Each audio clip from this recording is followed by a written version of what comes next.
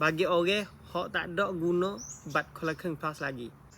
Assalamualaikum warahmatullahi wabarakatuh. Jumpa dengan saya pula dalam page Wela Sensat Masa yang sikat. Hari ni saya nak sapa dari segi orang boleh sit collection pass, lepas tu tidak guna lagi. Masa sekarang ada 1 juta lebih lagi orang hok tak ada guna. Boleh sit dah, dia boleh dah nak guna, tetapi dia tak ada guna sekok dalam program collection pass hok dia kat sana tu.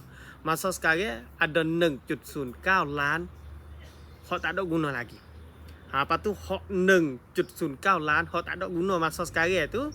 Kalau asal dia tak ada guna lagi hingga sampai tepat belah bulan sebelah ni nak sapa ni. Tak berapa hari. Hari ni tepat 8, 9, 10, 11. Ada 2-3 hari lagi kalau asal kita tak ada guna lagi. Kita tu selak sit. Kita tu batal. Di segi program collection plus. Tu hok pia ada masa sekarang kalau asal tak ada guna lagi kena guna dengan cepat sangat. Sebab apabila dia batal kita tak boleh tu boleh jadi dia nak kerak fake 2 ke hot lain-lain dia nak kerak. Boleh jadi. Di segi pemberita dia tubik lagu tu lah.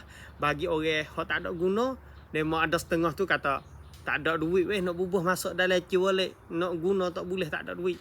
Nah ya ta di segi kita ke saat ni tu buh 5 kok 10 kok atau 20 kok supaya kita duk beli biasa tu. Buh 20 kok tak apa. We boleh guna dulu.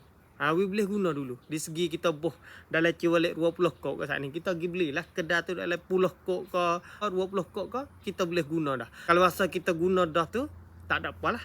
Dia tak kerak sit hak kita ke saat ni tu. Sebab kita guna dah belum ada tempat sebelah. Kalau asal kita lock duk gitu tak ada guna tak ada apa.